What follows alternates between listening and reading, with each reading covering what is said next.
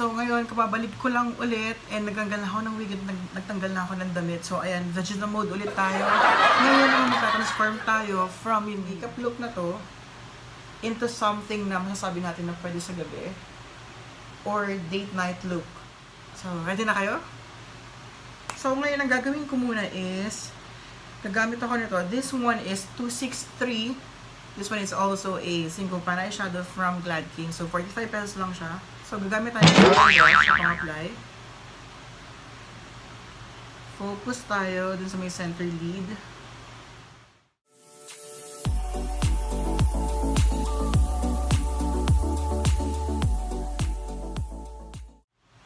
Then, after that, gagamit tayo ng cream. So, ito yung cream na ginamit ko. Kasabay ko siyang binili nito. Nakalimutan ko yung shade ito, but this one is gold. So, ang ginawa ko, dinurog ko siya and then naglagay ako ng petroleum jelly para maging creamy siya. Lagay tayo nito sa ibabaw. Kaya lang ako naglagay ng frost ng, ng shimmer na eyeshadow para may kapitan dito.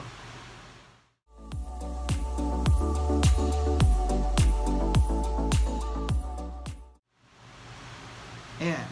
Then after that, balik tayo sa orange. Ayan, di ba? Mas kitang-kita na yung orange natin. At mas matingkad.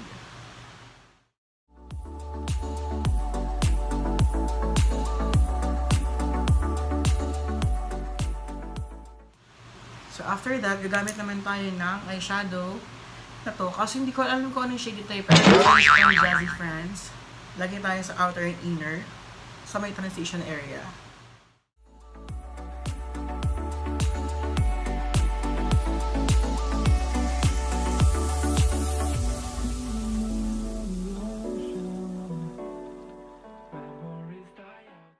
And then we're going to use a smaller round brush. Or gamitin natin itong E174 na nabili ko sa Suesh. Imamap ko lang muna yung pinaka-crease natin. We were traveling the mountains just to find the loudest seas. Using the same brush na ginamit natin kanina para sa orange, lagay lang tayo dito sa lower.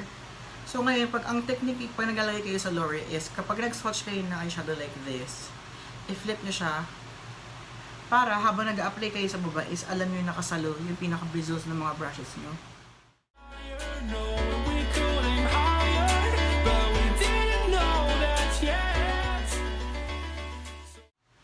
So like that. And then, para ma-intensify natin yung pinaka-outer and inner corner natin, so gamit tayo ng another eyeshadow from Suesh. This one is E019. This one is Midnight Blue.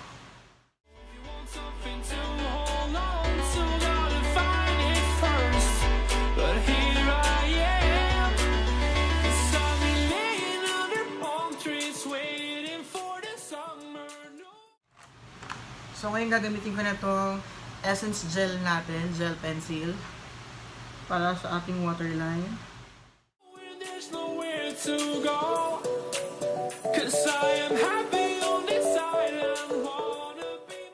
So ngayon for our lashes, ang gagamitin ko is itong 3D times 32. This one is from Gladking. So 3 pairs again. This one is only 100 pesos. And after that, magko-coat tayo ng lashes, ng mascara using this Maybelline again. This one is Hyper Curled Volume Express Waterproof. Na 199 pesos. Go-coat lang natin yung ating top lashes para mag-camouflage siya. Tapos another 3 coats sa pinaka-lower lashes natin. And then ang pinaka-last part na gagawin natin is gagamit tayo ng same highlighter, yung gold foil, doon sa ating inner corner. And that's it. Ayun na ating eye makeup. So ngayon ang kailangan natin ngayon is medyo darker face na rin. So gagamitin natin itong E174. Ginamit natin pang contour kanina. And using this big fan brush, intensify natin yung pinaka-contour natin. This time kailangan medyo plakado na tayo.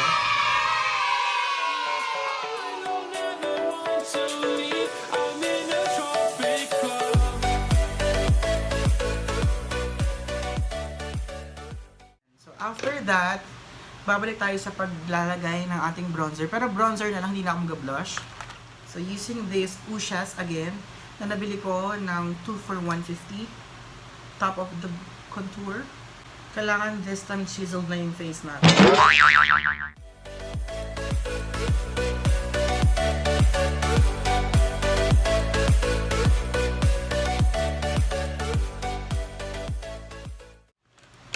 Tapos ibabaw na lang tayo next ng ating highlighter.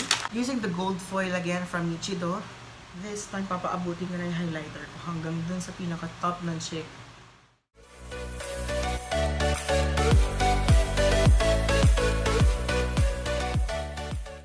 And before ako mag-contour ng nose, highlight muna.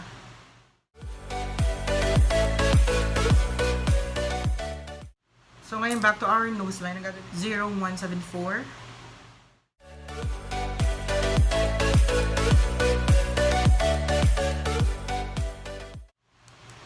So, another blend, pero patagilid na lang. Para wala naman daan ng chismis.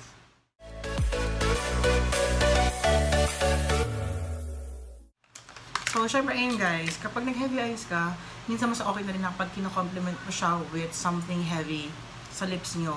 Or minsan naman gusto nila kino-contrast. Pero since gusto natin na medyo fierce, at saka medyo hot, yung pinaka-vibe mo sa Valentine's Day or Valentine's look mo, nagamit tayo ng red na lipstick.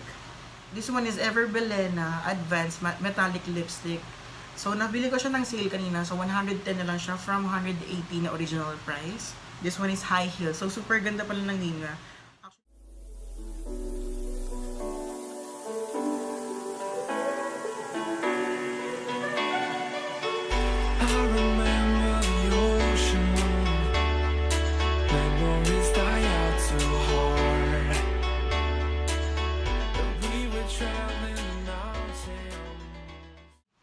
So this is it guys, ito na yung ating pinaka date night makeup look.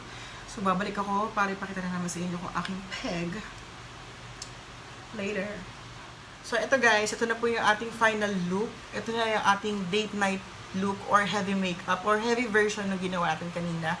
Ito naman yung peg ko na medyo may pagkalati-latina. Ito yung tipo ng makeup look na pwede sa mga babae na alam mo malakas yung sex appeal at saka they don't care about what other people is going to say. Kumbaga, as long as feel nilang sexy sila, go sila sa ganung peg. So, ayun guys. Sana nabigyan ko siya ng justice. I hope na merong mga babaeng makaka-relate.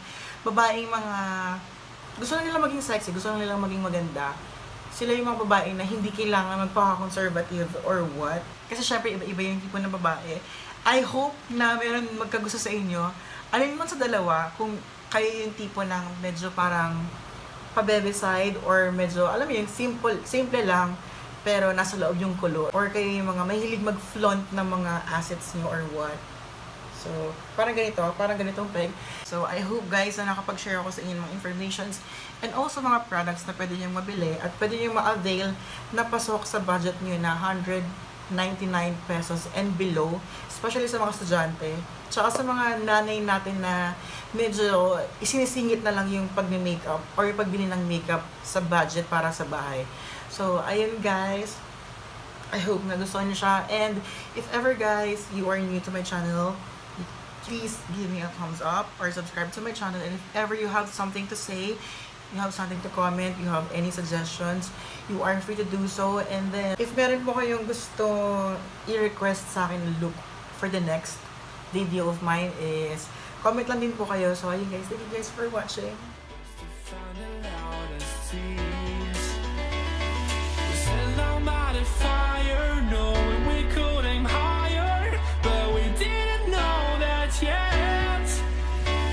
So if you want something to hold on to, gotta find it first. But here I